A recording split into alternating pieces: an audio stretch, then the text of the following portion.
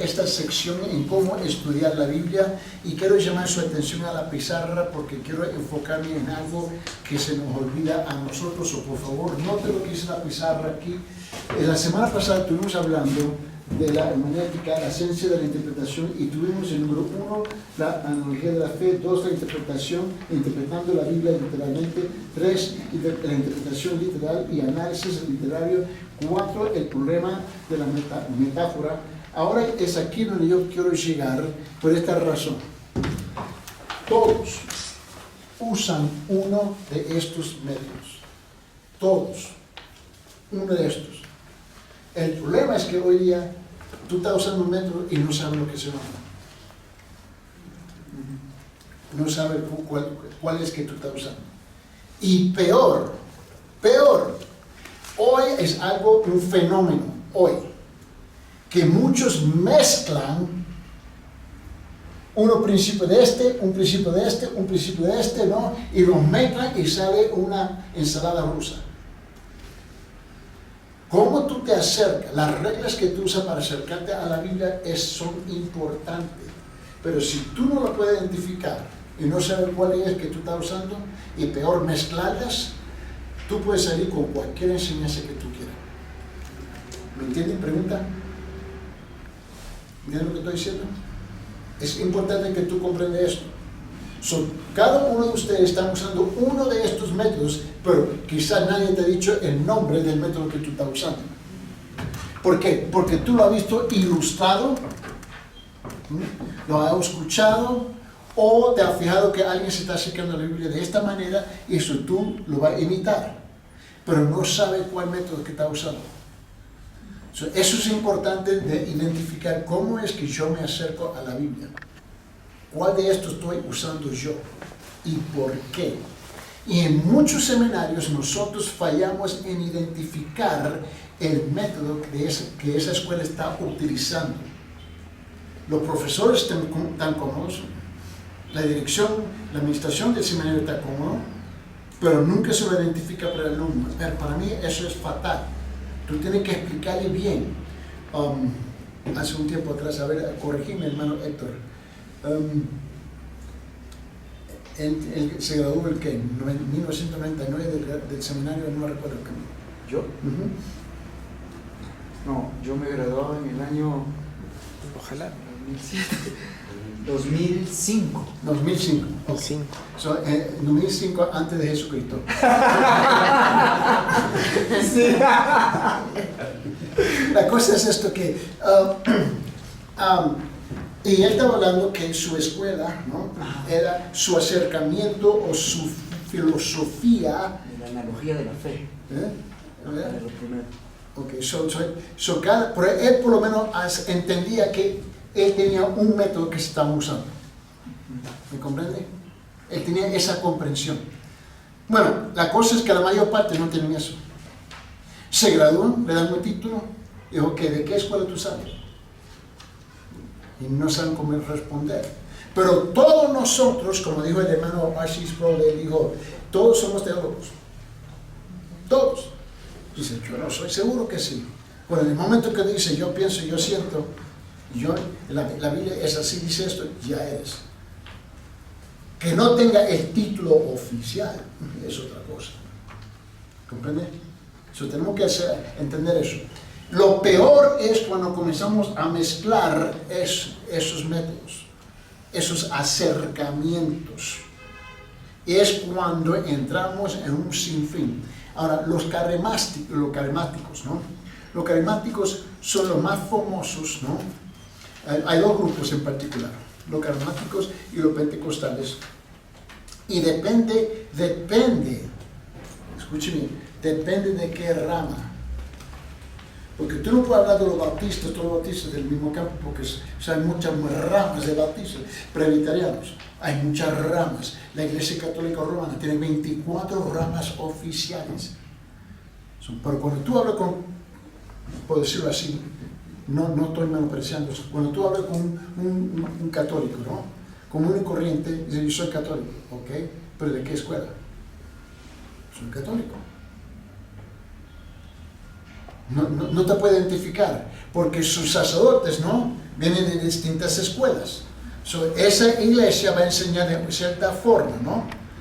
Depende de quién es el obispo, etcétera, etcétera, etcétera, etcétera. So, tú tienes que entender eso. Bueno, es igual entre los carismáticos. No todos son los mismos carismáticos. Y también, especialmente entre los pentecostales. Tú no puedes pintar todos los pentecostales con la misma brocha porque hay distintas ramas.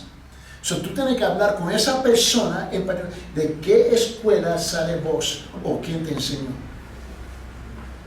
Y la cosa es que muchos de ellos no lo pueden identificar porque no le dieron un nombre. ¿Me comprende? Cuando estaba hablando con el hermano Héctor, él ya inmediatamente me lo respondió. Y cuando estaba hablando, bueno, la diferencia entre el calvanismo y el arminianismo, él dijo, bueno, nosotros éramos más moderados. Central, ¿no? Algo así, ¿verdad? No me recuerdo. So, él pudo, por lo menos, él pudo identificar la escuela donde él se graduó, cómo se acercaron a la Biblia. La mayor parte de la gente cuando va a la iglesia no saben el trasfondo de su pastor. Nosotros creemos lo que nos enseñaron. ¿Ok? ¿Qué te enseñaron? Esto. ¿De dónde viene eso? No sé, pero esto es lo que me enseñaron. So, es importante de comprender de dónde cuál es su fuente, So, ahora quiero llegar aquí, número 5, hoy día, por favor.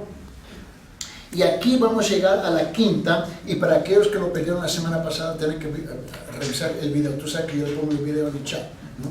Y así lo puedes revisar. Pero yo quiero llegar al número 5, la cuadriga medieval. Y medieval es aquí, y es un término que se utiliza porque es aquí, tú sabes que la cuadriga es el coche antiguo, ¿te recuerdas? Tenía su caballo y etcétera, etcétera, etcétera. So, ellos utilizaron esto para identificar el periodo de tiempo. Y esto y es principalmente con el tiempo de Lutero. So, vamos a comenzar aquí, número 5. La cuadriga medieval, aunque Lutero no fue el primero en enfatizar la importancia de buscar el sentido literal de la escritura, fue el quien causó mayor impacto en el método predominante de la interpretación en su época, la cual sigue la llamada cuadriga. Ahora, él es el primero que lanzó la granada en contra de una institución ya establecida. En este caso fue contra la institución de la Iglesia Católica Romana. ¿Ves? Ahora, él no fue el primero, pero fue el primero que lanzó una granada que causó la atención hasta el Papa. Porque él se defendió, su ofensiva y su defensiva era igual, la palabra. Y él nunca se metió en la política de las iglesias. Y tú sabes que todas las iglesias tenemos una política, las denominaciones tenemos una política, ¿no? Y los pastores dicen, bueno, sabemos que la Biblia dice esto, pero nosotros creemos esto. A pesar que sabes lo que la Biblia dice lo contrario. So, tú tienes que entender cuánto de su creencia, qué parte o qué porcentaje de su creencia viene de la enseñanza eclesiástica y qué porcentaje viene de la enseñanza bíblica. So, es importante entender eso. Desde la obra, mira bien, la cuadriga era el método cuádruple de interpretación cuyas raíces comienzan con la historia de la Iglesia. Desde la obra de Clemente Orígenes en adelante es común encontrar comentaristas bíblicos que usen el método extravagante de alegorizar en su interpretación bíblica. So, tú tienes que entender que, por esa razón, no sé si te recuerda que le dije, no sé en qué clase fue, que cuando tú levantas un comentario, tú tienes que preguntar qué clase de comentario tengo en la mano. La gente, bueno, busca un comentario. No todos los comentarios son iguales. Algunos comentarios son históricos, otros son lingüísticos, otros son gramáticos, ¿ves? En hebreo, otros son gramáticos en griego. ¿Me entienden? Otros son la historia, de la perspectiva de la historia judía. La otra es la historia, ¿ves? Del judaísmo moderno desde el año 1948 para adelante. So, tú tienes que entender qué clase de comentario tengo en mi mano. Porque todos los comentarios dicen comentario. So, tú tienes que saber qué es lo que tú estás leyendo. ¿Y con qué propósito? Ahora, cada uno tiene su lugar, pero tienen que tener cuál es tu propósito que tú quieres usar. ¿Con qué propósito? Eso es importante. Entonces, en la Edad Media, el método cuádruple fue establecido firmemente. Este método examinaba cada texto en busca de 4 significados. Aquí están: 1, literal; 2, moral; 3, alegórico; 4, anagógico, ¿no? ¿Qué es anagógico? Es el sentido místico. El sentido místico de las Sagradas Escrituras, ¿no? Tú tienes que entender eso, ¿no? Alegorizar es una forma de interpretar simbólicamente, ¿me comprende? Tú tienes que entender que depende de quién tú estás leyendo y también quién tú estás escuchando, porque muchos pastores entran en este campo.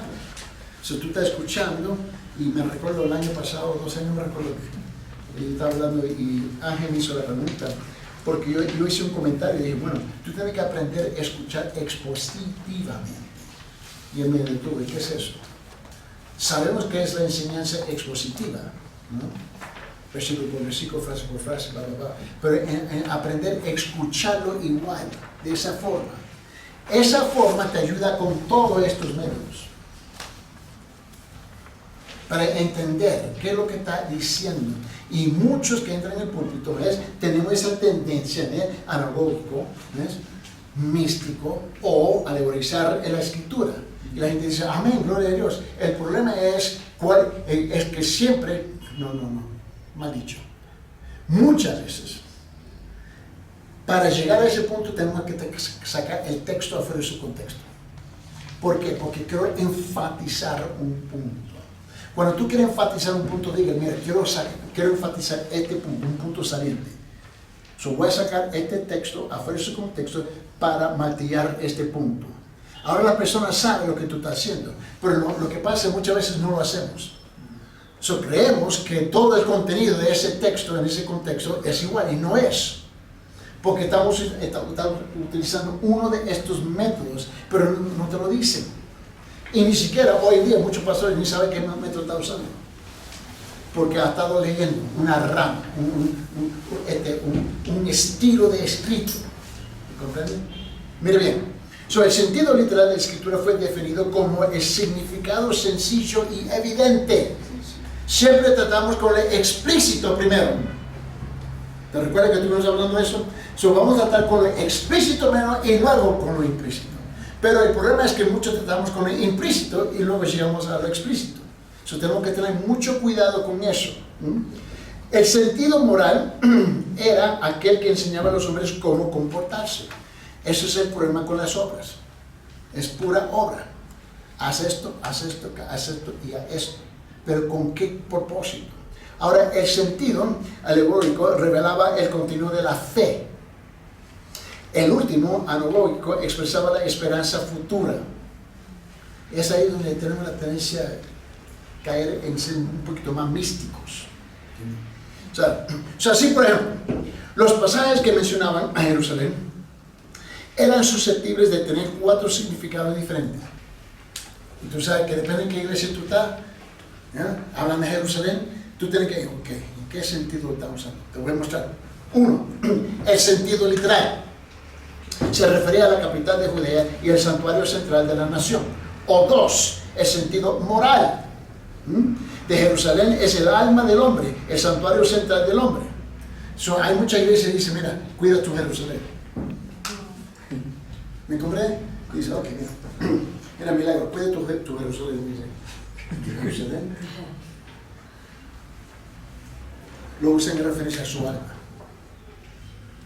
Su alma. Y tú estás sentado ahí, ajá. ¿Y qué dijo? No tengo un papa lo que dijo. Pero digo que tengo que cuidar mi Jerusalén. Y no entiende lo que está haciendo. Porque es un término que se usa en referencia a su alma. ¿Por qué? Porque Jerusalén es la capital de ¿qué? Israel, ¿no? Que va a ser en el futuro ¿qué? El centro del gobierno, ¿no? Del Señor, y su alma es el centro de ¿qué? De tu persona. ¿Me comprende? O sea, así lo usan. Mucha gente dice, bueno, estoy cuidando Jerusalén. No sabía. 3. El sentido alegórico. Jerusalén es la iglesia, el centro de la comunidad cristiana. El problema es que Jerusalén no es la iglesia. Mezclamos dos términos y sin saber intercambiamos los conceptos. Y 4. El sentido alegórico, que es el cielo, la esperanza final de la residencia futura para los hijos de Dios. Cuando tú estás escuchando, ¿en qué forma está usando esa frase? Así, una sola referencia a Jerusalén podría significar 4 cosas al mismo tiempo. Depende de quién es que está hablando. Si la Biblia mencionaba que alguien había subido a Jerusalén, significaba que había ido a una verdadera ciudad terrenal. O que su alma subió al lugar de excelencia moral. O que deberíamos ir a la iglesia. O que algún día iremos al cielo. ¿Ve qué tan confuso puede ser? Cuando tú estás escuchando, ¿qué es el contexto y cómo lo estás usando? Esto es muy común, especialmente hoy día. Sí, mira, es sorprendente lo lejos que personas inteligentes pudieran llegar con un método tan raro de interpretación. E incluso tenemos algo histórico. Aquino, ¿no? Y Agustín, que favorecieron la restricción de la teología al sentido literal. No obstante, con frecuencia especulaban violentamente por la vía de la cuadriga. Ellos tenían sus problemas también. Mira, solamente se necesita una mirada al trato alegórico de Agustín en cuanto a la parábola del buen samaritano para ver este método en operación. Ahora, la parábola del buen samaritano, yo he oído como 20 versiones. ¿Pero por qué? Por eso. Ahora, esa parábola, literalmente, cuando tú lo lees, ¿cuál fue el propósito de esa parábola? Para enseñar que un principio. Ahora, la pregunta es si eso literalmente sucedió.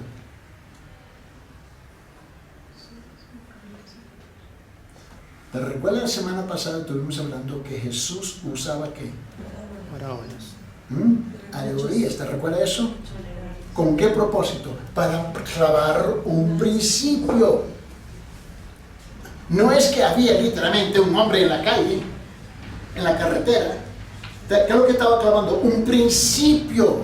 Un principio. Si tú no conoces el género de la lectura que tú estás leyendo, te va a causar problemas. Mira. Vamos a dar un ejemplo aquí. Solamente se necesita una mirada al trato alegórico de Agustín en cuanto a la parábola del buen samaritano para ver este método en operación. Mirando bajo la superficie del significado y llano a las escrituras, los exegetas de la Biblia salieron con toda clase de cosas raras. Contra este y otro de abusos, Martín Lutero protestó.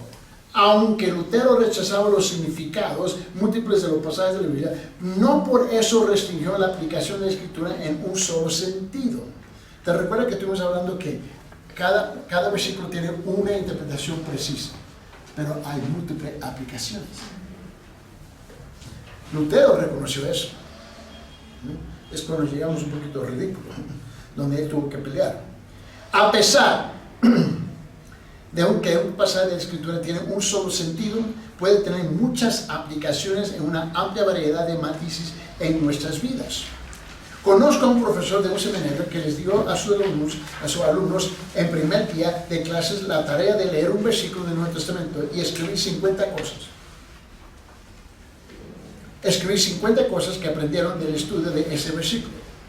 Los estudiantes trabajaron hasta entrada a la noche, arduamente comparando notas con el fin de cumplir con los requisitos del profesor. Se le dio un versículo. Ahora, sáqueme 50 lecciones de ese versículo. Cuando regresaron de la clase a la mañana siguiente, el profesor reconoció su labor y le asignó 50 más sobre el mismo pasaje para el siguiente día. El punto, por supuesto, era de saturar a las mentes de los estudiantes de la riqueza y profundidad que se pueden encontrar en un solo pasaje de la Escritura.